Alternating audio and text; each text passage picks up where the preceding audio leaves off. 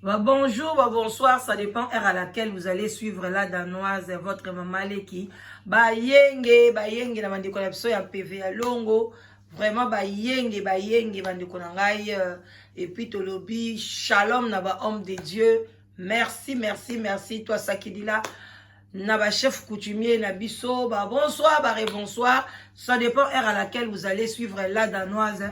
Toyeto ça la moi analyse, moko yamuke ya 15 minutes. Juste pour nato réveiller ma mémoire na biso parce que to bossa na ranoki peuple congolais to bossa na ranoki ya mwana biso to zawana kaka pona kolamsa bino conscience kolamsa bino kozongela to zongela na archive moko ya kala ya Moïse Mbie tellement si quoi comme na kin et comme ya comme na Kinshasa Moïse Mbie doit être jugé bandeko na ngai bo partager bo s'abonner bo zala penza ba soda bozala ndenge na Bible balobaki naza debout naza quoi soda naza debout nazo zela prophétie na ngesa accomplir bolala kate bobosa na te likamba yebisa ki likambo yo kaka ya mutu bosai na nzambe wana landela kango moni clair te azo évoluer te toujours ba shit bima dénoncer bande konanga bozala vraiment ba soda ka ba mbote belé na ba o nyoso boko ba rolanda ngai avant na tsala analyse o na tshela bino vidéo oyo bande konangai naza vraiment kolamsa bino conscience na ba kambo etali ya Moïse Mbie na basi nyoso oyo azobimisa bango likambo ya Mireille ba vidéo ya Mireille bino mo bomoni mutakala Mireille pona nini bozo lobelango te. Il faut botter les mélango Mireille wana nazomona bazoti na ba prédication na e azana bureau na e azotangisa batu ba verset. Ce sont des anges du diable. Ange à diable ya kabongo so se déguisé na ba lumière. Baza bana na nzambe te bande konanga. Botika ko partager les biso ba mateya na ye. Botika yo mtu ba peso mateya ya Mireille effacer yango. Kotika mona téléphone na ote ko partager ba biloko ba parce que ozo ko contribuer pe na évangélisation ya ba diabulu. Baza bana na nzambe te. Okolanda mateya kitoko metango kota otali elateli na ye olandi. Okoyoka liloba nzambe me tango otali eloko na ye moko boye olandi. Tango bozo landa makambo wana nyoso zo mema na ba shit. Eza malamu te. Tozonga sima bande konanga. Et to yoka bien makambo oyo. Et puis to kota na ba analyse. To kende bikende la te église de réveil botika buzoba na bino. Ye obobenga soki kafuta pasteur na bino kafuta wana. Amona bipende ya Marie Misam. Bino bobosani o lelo bozolinga boche lokola na milieu de village aya kokata likambo ya kindumba entre temps ye moko aza na ndumba akende nani ya lobango Roger Baka bimisa ba secret asalisa examen na ya maladie ya sida alakisa papier na ye na media. Po mutu mobe mosai na nzambe aza kokauka lokwa mbisa okauka lokwa mama Olive mama Olive kutaleke na mwa misuni vraiment bande konanga bozala pena na misu bo biso makambo to mona rapino bo mona ngote makambo biso to yoka rapino bo yoka te bino boke ko tia mobali wana suki komone zakanani pasteur wa kauka oyoyo boko mise lokwa na katikati ye muta mona mipende milangi ya Marie Misam bobosani alobango boye mipende za na mwana mwasi oyo ba pasteur impidique nde bino boko tia na katikati to ye kote na biso media mutu lokola Zoro Mabiala nde bozo sepela Zoro Mabiala akei na kin ake komona likambo Eliane tangu ya kendaka na ikini bo ebite ka akitsa kutu bakale sote po ba ujana batamula mutakala yende mutalala ba ujana ti yende mutakozala mutu akotela Eliane aza mo santu te biso yo soto yebi yango aza mo santu te mais Jésus Christ de Nazareth bande konanga tangu bayela ka ndumba Jésus Christ bayela ka ndumba biloko nyoso ba Moïse Mbie bazokutana nango Jésus pa kutana nango ti Jésus azalaka na chair lokola biso nyonso to. Mais est-ce que Jésus boyoka ya lalaka na Marie de Magdala o bayela ka mwasi wana ndumba mwasi wana ndumba ya leli na makolo Jésus aboyi kindumba leli ba parfait ba nini ya pakoli Jésus ba disciple na normalement ba salaka zuwa ba parfait cher botoke koteka. Bino botanga Bible te. Biso to betaka Bible me to yeba verset te. Abito ke koteka ya to zo mbongo to pesa babola bibo za na babola banda kala pana bino bokabela bango. abomona ye place abimana Marie. Soki ndumba ye na église, zongisa ya koma mutu mwana nzambe. Jésus Christ ayela ki bata malamu te parce que bokomi koloba bango bazwa na ba église, bazwa kokwesa babisali na nzambe. Bazwa kokwesa bango pourquoi? Bazwa kokwesa bango parce que baza basali na nzambe te. Ngaso na zambo sai na nzambe, ndumba ye, na kolongola ye ki ndumba, na ko délivrer ye. Donc soki mutali boma ye na église na yo za ba démon yo po komi na yo mutali boma. Tolo bandenge wana. Soki bino bosolo bake Elia na yaki aza envoyé du diable eko kwesa Moïse mbiye. Bon soki mutali bomba pa ye aza na ba démon. Donc Moïse akoma na ye pe mutali boma. Soki mutu moko ye boye aza na esprit ya malamu te ya chômage ou bien ya nini. Moïse mbiye pa koti chômeur akomi chômeur. Bozo mante ke bosolo ba n'importe quoi. Il faut qu'on soit quand même banalise moko ya bien. Moi c'est ndumba Elia na ye na église. Pourquoi il y a séduire Moïse Mbi? Azana cher teo parce qu'azana nzoto non. Azana nzoto mazali oin de Dieu. Azali moi nzambe fa eba kosala de discernement o eza mabe o eza malam. Bato mokili kutu. Assemble la kate mais moi c'est ndumba yeli liboso na e abengani. Alobi nazana tawona te j'ai ma femme à la maison. Et bon boni bato na nzambe. Bandeko nanga itala to mema makambo gauche droite te. Moïse Mbi azali dans le bon te. Nzamba lobi, boye bako séparer les mal et les bien. Ceux qui mutazana les mal, bo corriger. Ndeni Moïse Mbi yako iko se corriger. Ceux qui bisonyo sutozana li loba moko. Mutu nyo sotu amoni nga lobi ke non. Ceux qui omoni ke ozali na yo na omoni mabe Moïse Mbi. Mais ozali ko loba te kanga munoko. Koko te la ete pona sentiment. Tika bato balobaka bamoni mabe bango so balobake mono sali mabe mimi na kati anda. Ezala komona mama moni likamoni za mabe papa zo mona ngoka bongo papa kangi munoka tiki mama lobeli mwana. Soki komi mama zo loba mwana azana e bien papa zo loba mwana aza mabe mwana kokende côté le plus pete mwana wana ko beba bino na kati anda. Yango bo mona bana ba congolais bazo beba na kati banda. Tozala kali loba moko te. Mama moni mabe ya mwana azogangela mwana papa ya siliki. Papa moni mabe ya mwana mama ya ayo polekisi toujours kokangela ka bana. Balobaka te yo mama kanga munoko tant papa azogangela mwana kanga munoko. Tika papa gangela yeti na suka. Soko esili oke na chambolobi problème ngo ezaki ndengeni atembala sima kende nango boye mwana penga zali na raison yoka yena. Papa ko kozonga alobi OK na gangela ki lobi vanda lisu expliquer ngai ezala ki ndengeni. Même ma pena mama, mais biso ba congolais bongo te. Papa zoganga na miso mwana tika ye. Yo no so lembisi biso na ndako yo. Olinga kabana te. Soko ya okaka ba problème. Ezala ka bongo te bandiko nanga. To yeba tozo kende wapi. OK, bon suivez un peu extrait oyo. En tout cas na rozamula mingi te. To yo kakaka ke di passé à Moïse ezala ki ndengeni. Sors au nom de Jésus. J'ai une bonne nouvelle pour toi aujourd'hui, Yokango. Lazaro Azakos. Tous les qui sont partis, Mamouké, tout qui est directement à but parce que le temps passe. Total, et pardon, Nazong, ça Mamouké, awa, na moi na kati église à Moïse Mbi. Pas qu'il n'est pas son nom. Oh, son soit miracle à l'honneur de Jésus.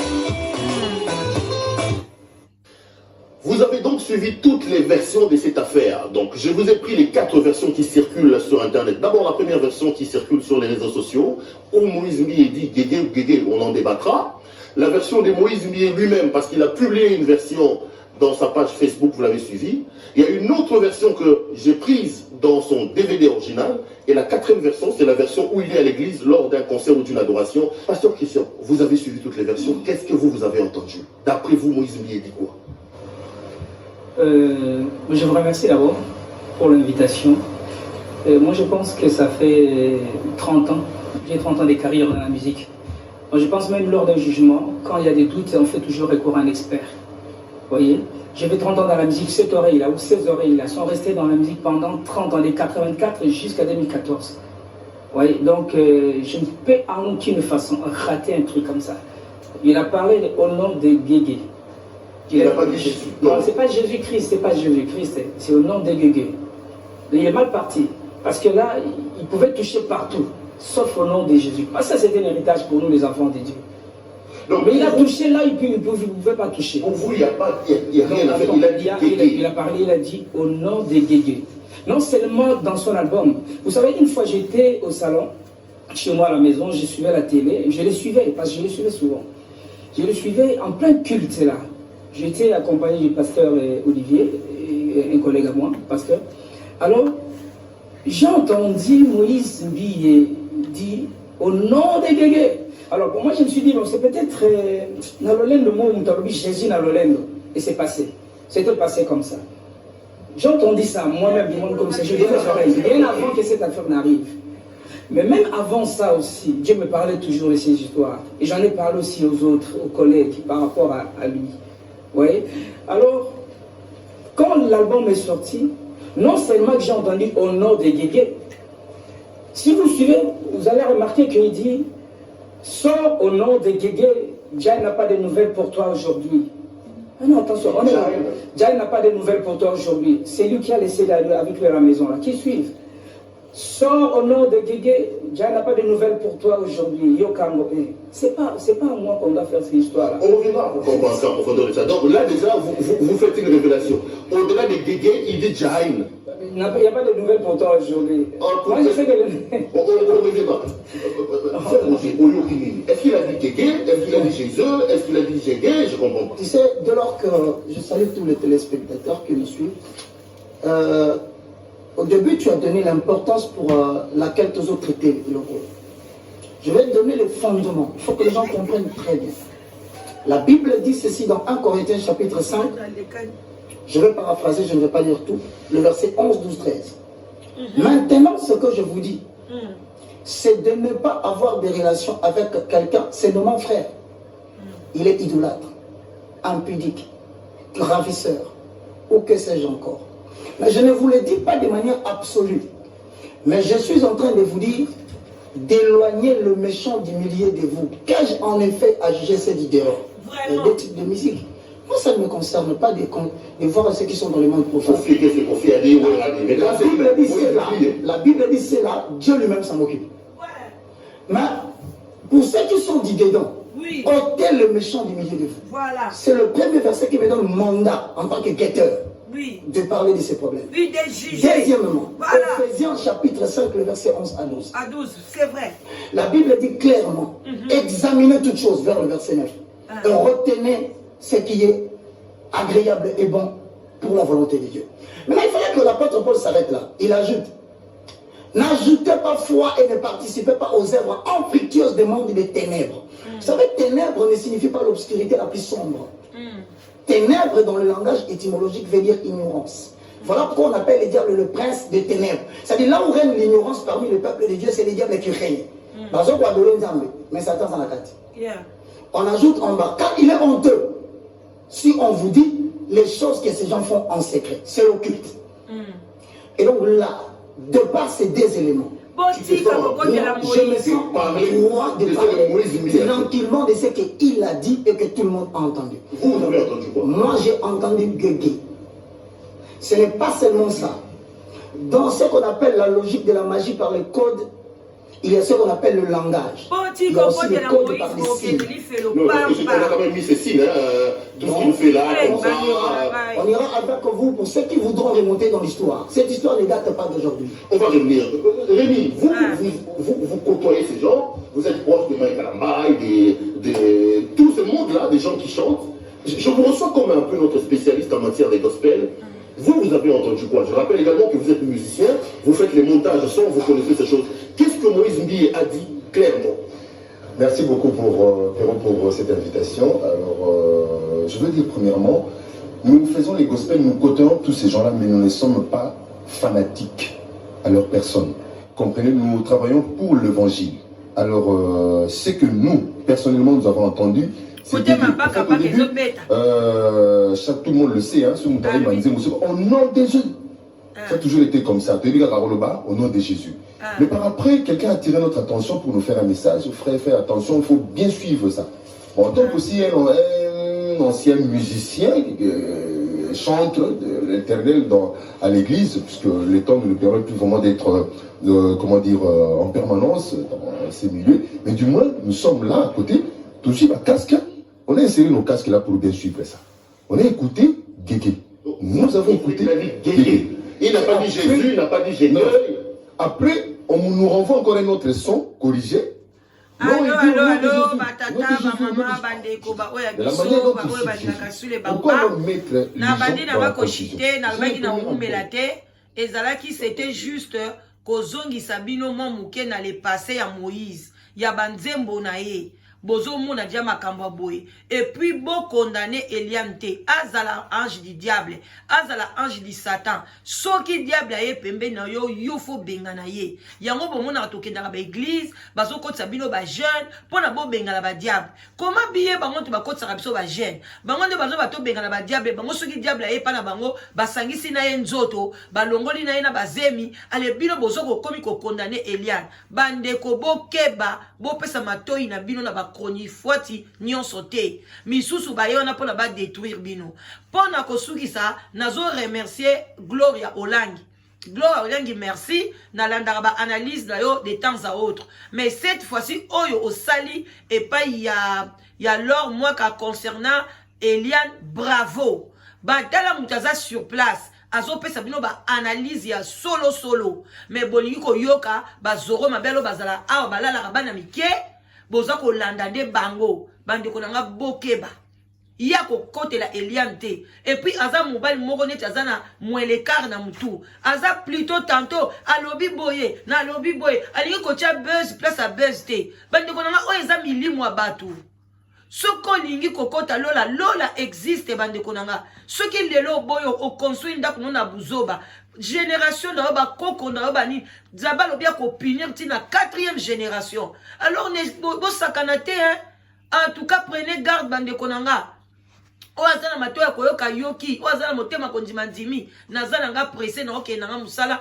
mais na Dieu m'a mis à cœur na pesa bino mo analyse oyo na tongwa lelo awa bo yoka ngo bo partager bo yebele wali ko contacter la danoise au benginga na 0044 74 59 62 52 17 o benginga sopozo lukalibala bo benga bandeko nanga bo yebele basi bazami bali baza bo ya soki yo po yeba critère na yo sangani na baninga et ozala bien parce que basi bazé belé mibali baza mais ba critère muto na mutaza ba critère na e tamsu yom to fandi ba critère non moi si eza aw ou bien ya mobali ezali aw boya e belé bande exam eza site moko sérieux et puis toza na discrétion muto koye ba zalité nzambe apambola bino bande konanga bozala vraiment na kimia bo juger bo tika justice ya Congo tina suka ba homme de Dieu ya église bo tika bo kota na makambo botika mwana mwasi oyo abemi bakamune na justice et comme atina suka justice akata makambo